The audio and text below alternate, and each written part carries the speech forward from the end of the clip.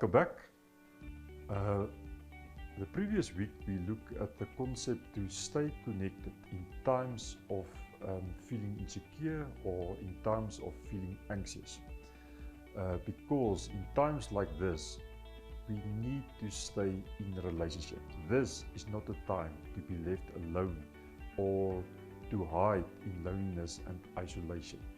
This is now the time for a relationship. So last week I've said, instead of trying to fix anxiety or to solve problems in times that we don't know what to do next, instead of that, stay present, stay connected. Now, how do you do that? This week I'm going to look at how to stay present in times that you don't know how to do.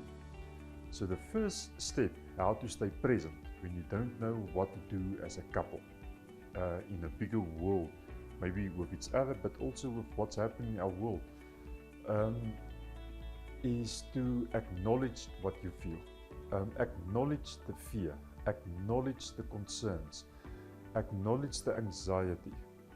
Maybe there's other feelings also, like happiness and peace and quietness, but if that is also there, the fear and the anxiety and the concern, acknowledge it. It's normal, there's nothing wrong with you. That is how one feels in times like this. The other part is also to acknowledge it in your partner. There's nothing wrong with them feeling concerned. They are not negative, they are not against you. Nothing is wrong with them. In times like this, it's normal to feel anxiety and concern and fear. The second part about this is to communicate it with each other, to tell your partner, I feel anxious, I feel concerned. Don't underestimate the power and the gift to talk to someone. You have your partner. Make use of that. They will not think you are not good enough. They will not think you are pathetic. In fact, that is how we create a relationship, by stepping into vulnerability and share also our fears with each other. And another part about that is when your partner share their fears and their concerns with you, just to listen. Those of you that know the Imago Relationship Therapy will know it's about mirroring. Just to mirror your partner. I hear you say that you are concerned. I hear you say that you are anxious. Am I with you? Tell me more.